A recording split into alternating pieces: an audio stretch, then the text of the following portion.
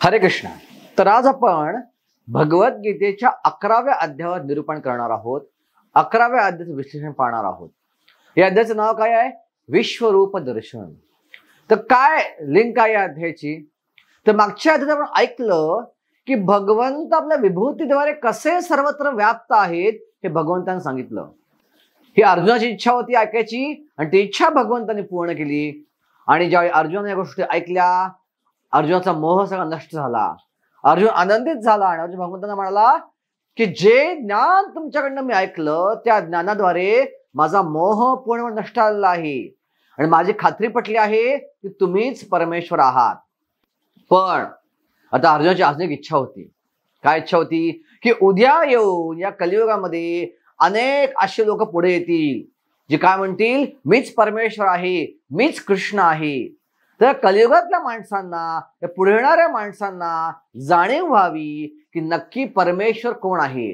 कुठलाही भोंदू, कुठलाही पाखंडी व्यक्ती समोर येऊ नये आणि स्वतः परमेश्वर म्हणून नये।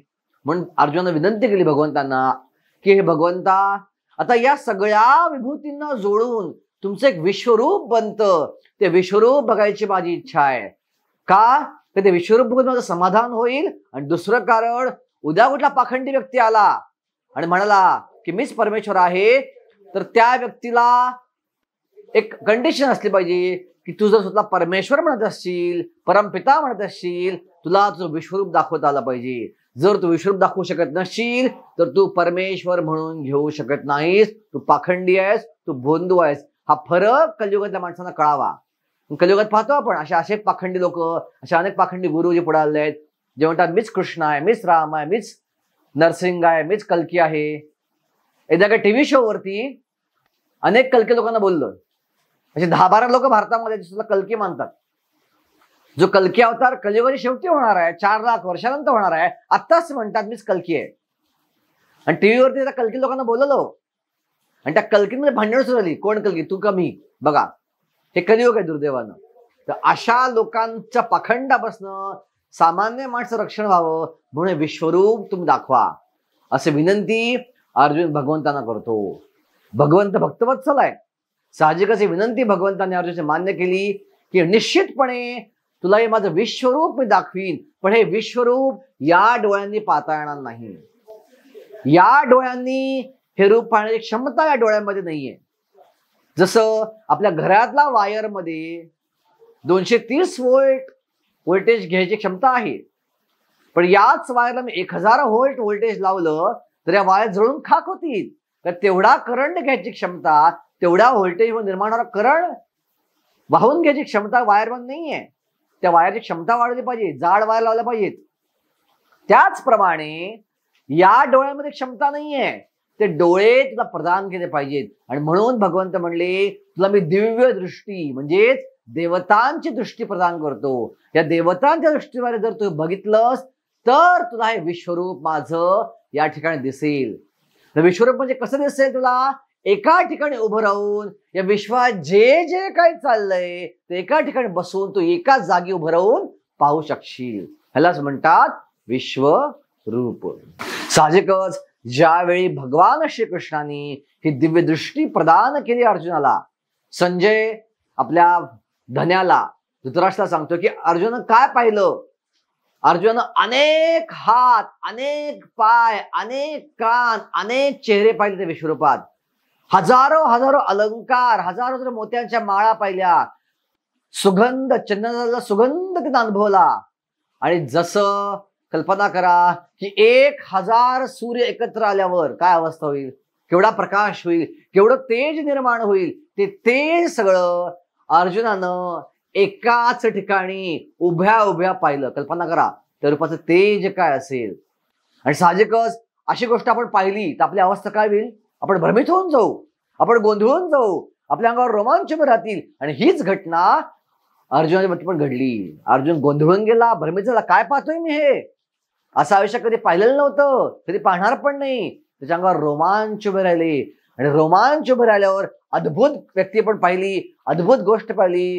तर कुठलाही सामान्य मनुष्य त्या अद्भुत शक्तीपुढे नतमस्तक होतो, नमस्कार करतो। आणि हीच अवस्था अर्जुनाची झाली। आणि संजय सांगू लागला धृतराष्ट्राला की तर अर्जुन प्रार्थना अर्पण करू लागला. काय प्रार्थना अर्पण करू लागला अर्जुन? अर्जुन म्हटला तुमच्या रूपात मला काय काय दिसतंय? तो म्हटला मी अनेक देवता पाहतोय, मी कमळावर बसले ब्रह्मदेव पाहतोय, मी शंकरजी पाहतोय, मी रुद्र पाहतोय, मी आदित्य पाहतोय, मी वसु पाहतोय, हजारो हजार ऋषीगण पाहतोय, ते तुला प्रार्थना अर्पण करतायत. अनेक अनेक देवता पाहतोय, जे देवता तुमच्या प्रवेश करतायत. हजारो हात पाहतोय, हजारो पाय पाहतोय. तुमच्या रूपाला सुरुवात नाहीये, तुमच्या रूपाला मध्य नाहीये, तुमच्या स्वरूपाला अंत नाहीये. अनंत स्वरूप आहे, त्याला कुठे शेवट दिसत नाहीये मला.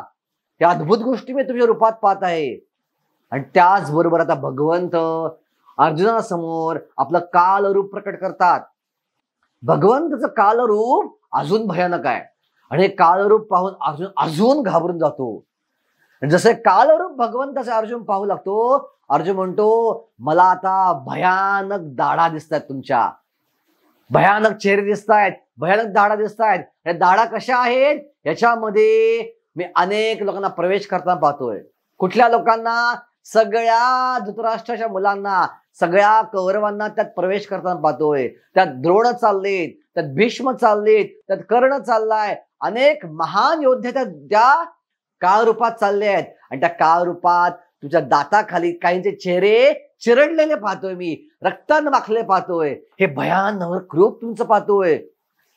आता मला प्रश्न पडलाय, तू नक्की कोण आहात? हे भयानक रूप मला सहन होत नाहीये, मला बघवत नाहीये. आता मी तुला प्रार्थना कर सांगतोय, कृपया मला सांगा नक्की तुम्ही कोण आहात? तू कृष्णच आहात का आणि कोण आहात? ह्याची तुमची जी ओळख जी आहे ती कृपया मला सांगा. आणि आता जे अर्जुन अशा प्रकारे विनंती करतो भगवंतांना, ते भयानक कालरूप भगवंताचं पाहतो आणि भगवंत प्रश्न करतो तुम्ही कोण आहात नक्की? आणि भगवंत म्हणतात कालोस्मि लोकाक्षकृत प्रवृद्धो. हे अर्जुन, या जगामध्ये जे नास्तिक लोक आहेत, जे माझ्यावर विश्वास ठेवत नाहीत, जे माझी भक्ती करत नाहीत, अशा लोकांसाठी मी काळ आहे. सो व्यक्ती कितीही नास्तिक असला, जे समोर मृत्यू उभा राहतो, तो कधी नास्तिक राहू शकत नाही. तो भगवंताची आठवण करतोच करतो, भगवंताचं स्मरण करतोच करतो, कारण त्या मृत्यूला त्याच्याकडे उत्तर नाहीये. किती मोठा सायंटिस्ट असला, किती मोठा वैज्ञानिक असला, त्याला आजही मृत्यूकडे उत्तर नाहीये. गेले 300 वर्ष आली सायंटिस्ट लोक म्हणतायत की आम्ही अगदी थोडक्यात जवळ आहोत मृत्यूवर औषध काढण्यासाठी. लवकरच आम्ही असं औषध शोधून काढू जे घेतल्यावरती मनुष्य अमर होऊन जाईल. असं 300 वर्षापासून सायंटिस्ट म्हणतायत, पण कोणीही मृत्यूवर विजय मिळवू शकत नाही. ते सायंटिस्ट लोक मरून जात आहेत जे असं म्हणतायत. का भगवंत स्वतः काळ आहेत. भगवंत स्वतः मृत्यू रूपात नास्तिक माणसं समोर येतात. आणि म्हणून भगवंत म्हणतात या काळ रूपात जिंकणं अशक्य आहे, या मृत्यूला जिंकणं अशक्य आहे. आणि म्हणून भगवंत म्हणतात मी काळ रूप आहे आणि या सगळ्या योद्ध्यांना मी आधीच मारून टाकलेलं आहे. तर तू ज्यांना घाबरतो युद्ध करायला की यांच्यावर युद्ध करायला मी हारलो तर काय होईल, तुला जी भीती वाटते आहे ती भीती वाटायचं कारण नाही. आणि भगवंत म्हणतात तस्मात उत्तिष्ठ यशो लभस्व जित्वा शत्रू मोक्ष राज्यम सर्वत्र मयेव एता निहिता पूर्वम येन निमित्त मात्रम भवसव्य साची. उठ अर्जुना, घाबरू नकोस, युद्ध कर, शत्रूला जिंक, राजाचं उपभोग घे. कारण का ज्यांना तुला मारायचं आहे त्यांना मी आधीच मारलंय. त्यांच्या कर्माद्वारे, माझ्या काळ रूपाद्वारे, माझ्या काळ शक्तीद्वारे ते आधीच मारले गेलेले आहेत. तुला फक्त निमित्त व्हायचं आहे, तुला फक्त तुझे बाण मारायचे आहेत आणि बाणानं फक्त निमित्त होऊन मारल्याचं नाटक करायचं एका प्रकारे. निमित्त मात्र भवसव्य साची. सुखभत सिद्धांत भगवान सांगतायत की आपण एक निमित्त मात्र असतो, घडणारे आणि घडवणारे भगवंत असतात. जर आपण भगवंताच्या योजनेचे निमित्त झालो, त्यांच्या योजनेत एक साधन झालो, एक इन्स्ट्रुमेंट झालो, तर आपला फायदा काय आहे? तर त्यांच्या योजनेत सहभागी झाल्यामुळे आपला फायदा होतो की आपल्याला शाश्वततेकडं जायला मिळतं, शाश्वत जीवनात प्रवेश करायची संधी आपल्याला मिळते. हा महत्त्वाचा सिद्धांत आपण इथे समजून घेतला पाहिजे. अर्जुनासारखा योद्धा आहे, किती महान योद्धा आहे, पण त्याला काय म्हटलं भगवंत, तू करणारा काहीच नाहीयेस, तू एक फक्त माझा इन्स्ट्रुमेंट आहेस, माझं निमित्त आहेस. जर तू म्हणलास मला युद्ध करायचं नाहीये, युद्ध घडवून आणायचं हे मी ठरवलं आहे, तर कुणाच्याही माध्यमातून घडवून आणीन. कुठल्याही व्यक्तीने प्रेरणा देईन आणि त्याला निमित्त म्हणून मी युद्ध घडवून आणीन. पण तू जर निमित्त झालास तर तुझा फायदा काय आहे? तुझं गुणगान होईल, तू राज्य भोगू शकशील आणि हे राज्य भोगून झाल्यानंतर तू शाश्वत भगवत धामात जन्ममृत्यूच्या पलीकडे जाऊन शाश्वत वैकुंठामध्ये तू प्रवेश करू शकशील. आता अर्जुन जेव्हा भगवंताचे म्हणणं ऐकलं, अर्जुन अजून विस्मित झाला. ते काळरूप अर्जुनाच्या समोर आहे अजून. आता अर्जुन भगवंतांना प्रार्थना अर्पण करू लागला. अनेक अनेक प्रार्थना अर्पण केला भगवंतांना, की भगवंता तुम्ही सगळ्या सृष्टीचे उगमस्थान आहात, तुम्ही आदी आहात, तुम्ही अंत आहात, तुम्हीच परमपिता आहात, सगळ्या देवता तुम्हाला नमस्कार करतात, यात काही विशेष नाहीये, त्यामुळे माझाही तुम्हाला नमस्कार आहे. साहजिकच मी तुम्हाला नमस्कार करणार नाही असं कसं म्हणता तुम्ही? मी केलाच पाहिजे नमस्कार. आणि मी तुम्हाला पुढून मागून चारी दिशाने नमस्कार करतो. तुझं अद्भुत रूप कधी मी पाहिलेलं नव्हतं. आणि अर्जुन आणि भगवंत साख्य होतं. महाभारतामध्ये अर्जुन आणि भगवंत एकाच वयाचे होते आणि एकाच वयाचे असल्यामुळं आणि दोघांमध्ये मैत्री असल्यामुळं बरेचदा अर्जुन भगवंतांना हे कृष्ण, हे माधव, हे यादव असं पुकारायचा.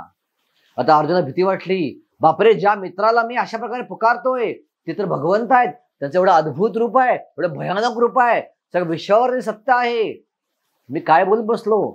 आणि अर्जुन हेच म्हणला की तुम्हाला मी हे कृष्ण म्हणलं, हे यादव म्हणून तुझा अपमान केला असेल, मला क्षमा करा. आपण एकत्र फिरलो, एकत्र बसलो, एकत्र जेवलो, एकत्र झोपलो, बघा काय भाग्य होतं अर्जुनाचं. अर्जुन एवढा महान भक्त होता की तो त्या परमपित्या भगवंताबरोबर, विश्वाच्या निर्मात्याबरोबर खाऊ शकत होता, बसू शकत होता, खेळू शकत होता, झोपू शकत होता, गप्पा मारू शकत होता. आणि असं करता करता जर माझ्या हातून तुमचा अपमान झाला असेल, चेष्टा मस्करी झाली असेल, तर कृपया कृपया मला क्षमा करा. काच मला कधी तुम्ही कोण आहात. अर्जुनाची स्थिती बदलली, त्याचे विचार बदलले. आणि पुढे अर्जुन म्हणतो की जसा एक वडील, एक पिता आपल्या मुलांनी काही चूक केली, आपल्या मुलांनी काही आपला अपमान केला, तर त्या पित्याकडे वात्सल्य असतं. त्या वात्सल्याच्या भावने त्याची क्षमा देतो, त्याला क्षमा करतो. त्याचप्रमाणे तुम्ही तर विश्वाचे परमपिता आहात आणि तुमचं एक हरवलेलं लाडकं मूल आहे, या भावनेनं मला क्षमा करा. सो भक्तांची भावना काय असती?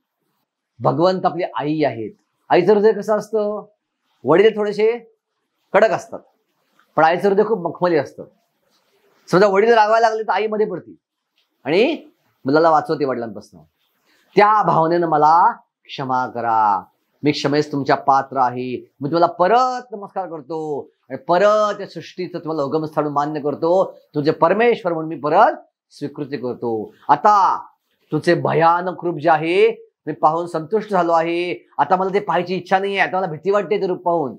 आता माझी इच्छा काय आहे? तुमचं चतुर्भुज, मुकुट घातलेलं, किरीट कुंडल असलेलं, चतुर्भुज असलेलं सौम्य रूप मला दाखवा. ते सौम्य रूप पाहायचीच माझी इच्छा आहे. आता हे विश्वरूप पाहायची इच्छा माझी संपलेली आहे. भगवंत जेव्हा ऐकतात, भगवंत म्हणतात अर्जुना, हे जे विश्वरूप तू पाहिलंस हे पाहणं एवढं सोपी गोष्ट नाहीये. फारच कमी लोक हे विश्वरूप पाहू शकतात आणि कुठल्या यज्ञाद्वारे, तपाद्वारे, दानाद्वारे, आपल्या क्षमतेद्वारे हे विश्वरूप पाहता येत नाही. जोपर्यंत त्याला मी दृष्टी देणार नाही, मी कृपा देणार नाही, हे विश्वरूप मी तो पाहू शकत नाही. आणि असं म्हणून भगवंताने सुद्धा सौम्य रूपात, चतुर्भुज रूपात आणलं आणि परत द्विभुज रूपात आणलं.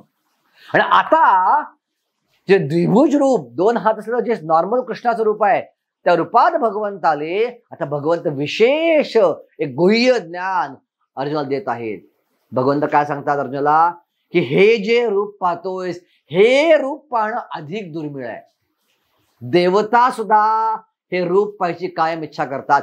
ज्यावेळी फक्त अवतार घेतो कृष्ण रूपात, त्याच वेळी देवता हे रूप पाहू शकतात, इतर वेळी नाही. काय कृष्ण रूप जे आहे, जे मनुष्यासारखं रूप आहे, ते अधिक गुह्य आहे, ते अधिक दिव्य आहे आणि ते तू पाहू शकतोस. का बरं? पण तुझ्याकडे माझी भक्ती आहे. सो आत्ता तुला दिव्य दृष्टी दिली होती मी, पण तुझ्याकडे ऑलरेडी आधीपासूनच उच्च दृष्टी आहे, ती आहे प्रेमदृष्टी, प्रेमचक्षु. आणि केवळ प्रेमचक्षुद्वारेच किंवा भक्तिचक्षुद्वारेच हे रूप पाहता येतं. भक्त्या तो अनन्या शक्यम अहम एवं विदु अर्जुना ज्ञातुम द्रष्टुम च तत्वेन प्रवेष्टुम च परम तपा. केवळ अनन्य भक्तीद्वारेच, किंवा शुद्ध भक्तीद्वारेच, किंवा प्रेम भक्तीद्वारेच हे सुंदर द्विभुज कृष्ण रूपात मला पाहता येतं, जे अधिक गुह्य रूप आहे विश्वरूपापेक्षाही. आणि अशा प्रकारे या द्विभुज रूपात, या सुंदर श्यामसुंदर कृष्ण रूपात जो मला पाहतो अनन्य भक्तीद्वारे, जो मला जाणतो तत्वतः, तोच केवळ हे जाणल्यावर भगवत धामात, शाश्वत वैकुंठ लोकात, शाश्वत गोलोक वृंदावनात प्रवेश करू शकतो. इतर कुठल्याही मार्गाने शक्य नाही. म्हणून अर्जुना, केवळ माझीच भक्ती कर, आणि माझीच भक्ती केलंस तरच तू या दिव्यत्वाची प्राप्ती करू शकशील. इथं आपला 11वा अध्याय संपून जातो. हरे कृष्णा.